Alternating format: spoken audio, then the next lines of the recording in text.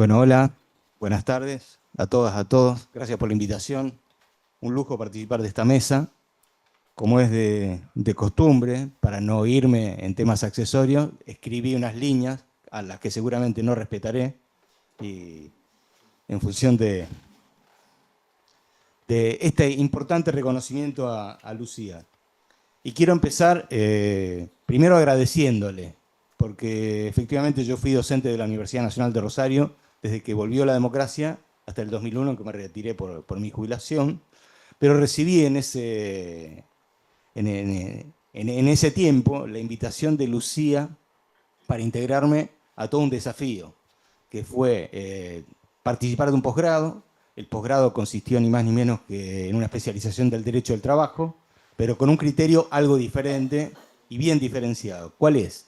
Bueno, que Lucía lo que planteó es crear un seminario de enfoque interdisciplinario. Esto es, violentar las artificiales, o los artificiales límites de cada una de las áreas científicas que fueron creadas hace varios siglos en nuestro occidente y que ella planteó para eso la participación, por supuesto con su liderazgo, de Norma Valentino, que se encargó del área de ciencias políticas, me invitó a mí para lo económico y su expertise dedicada al derecho del trabajo. Bueno, fue todo un desafío precisamente por eso, por la necesidad de articular saberes diferentes, saberes limitados, saberes siempre concertados, encorsetados en los límites de las ciencias tal como lo planteó. Y fue difícil el inicio, esto duró más de 10 años, la verdad que ya perdí la cuenta, ¿no? Con revisiones, con nuevas prácticas, con el interesante intercambio con las estudiantes y con los estudiantes como consecuencia de un enfoque que estaba por fuera de la enseñanza tradicional. Y bueno, y los desafíos por delante no solamente están asociados a lo que planteaba Sebastián, sino a esta dicotomía. Yo no soy abogado, pero creo que siempre he percibido la diferencia entre la letra escrita y la acción concreta del derecho escrito, ¿no? Y que esta acción concreta del derecho escrito tiene mucho que ver con el posicionamiento social, con las luchas, las peleas, las reivindicaciones, etc. Y por eso voy a contar tres cosas muy breves.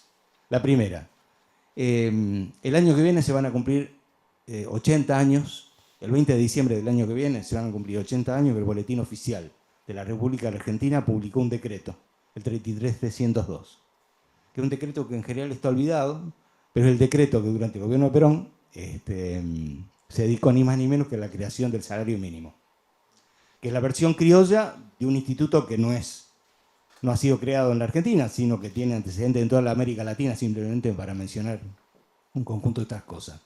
Y ese decreto, que después formó parte de la literatura que apareció constitucionalmente en el 14 bis primero y en la 20144, en la ley Centeno, con posterioridad, tiene algunas cosas de interés que tienen un debate filosófico detrás. Uno de ellos es si al salario lo tiene que determinar el mercado, como cualquiera del resto de las mercancías, o lo tienen que determinar las necesidades. Y este es el punto central en el que entra a jugar el derecho laboral. Y por supuesto que es una disputa que sigue y se reproduce todo el tiempo. O sea, no alcanza con la letra escrita para defender la existencia del salario mínimo, sino que además está la acción concreta en su defensa, entre otros, por el Poder Judicial.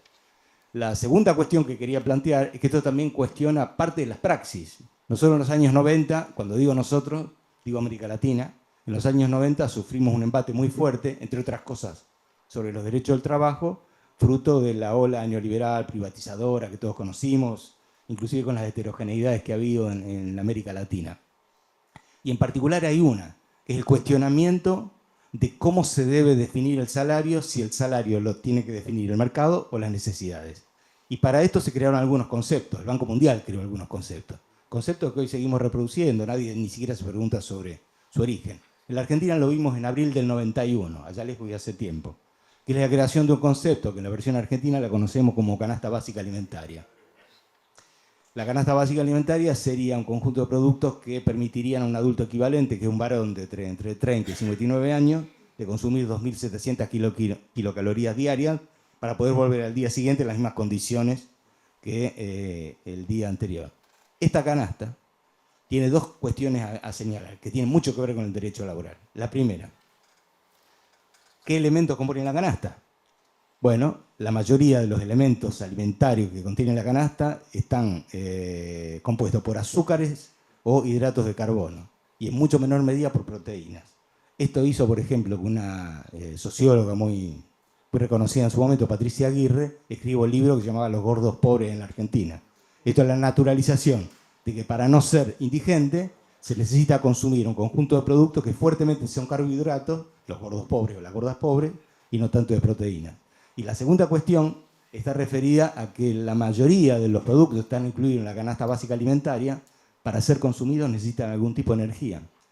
Ni el huevo, ni la carne, ni la papa, ni las pastas pueden ser consumidas si no tienen alguna cocción. Y sin embargo, la canasta básica alimentaria se considera el piso que separa la indigencia de la que no es, pero no se tiene en cuenta esto, ¿no? Y la tercera cuestión es bueno, la propia discusión sobre el tema del salario mínimo, ¿no? ¿Cómo se desarrollan las negociaciones paritarias en la Argentina? Bueno, en general, yo digo que son tres dimensiones la discusión salarial. Primero, una discusión casi personal, de cuánto necesito para volver al día siguiente más o menos en las mismas condiciones. La segunda es ya no la individual o estrictamente individual, sino la colectiva, es decir, cuánto participa la suma de los salarios en la distribución del valor social generado. Y la tercera es, en escenarios como el típico argentino, donde hay inflación, que no pierda peso respecto del pasado reciente y que por lo tanto se ajuste por inflación. Los niveles de inflación alcanzados en la Argentina hacen, o hicieron, o siguen haciendo en todo caso, que las discusiones salariales se concentren en el tema del ajuste por inflación, pero pierden las dos anteriores, que son las de relevancia. Y las otras dos anteriores no son simplemente enunciativas, son las que están contenidas en la legislación vigente. Y esta es una cuestión, archivada por las centrales sindicales de tercer grado. Porque en general las discusiones son discusiones en torno de las variaciones inflacionarias, en cambio no se discute el primero y el segundo, que están contenidas ni más ni menos que en la 2744, y si quieren agréguenle la ley de empleo, artículo 135, inciso C, sobre el que no me voy a extender en esto, ¿no? Bueno, por último, quiero volver a agradecer a Lucía haberme hecho partícipe de ese espacio, felicitarla por el reconocimiento y a seguir peleando en otros órdenes.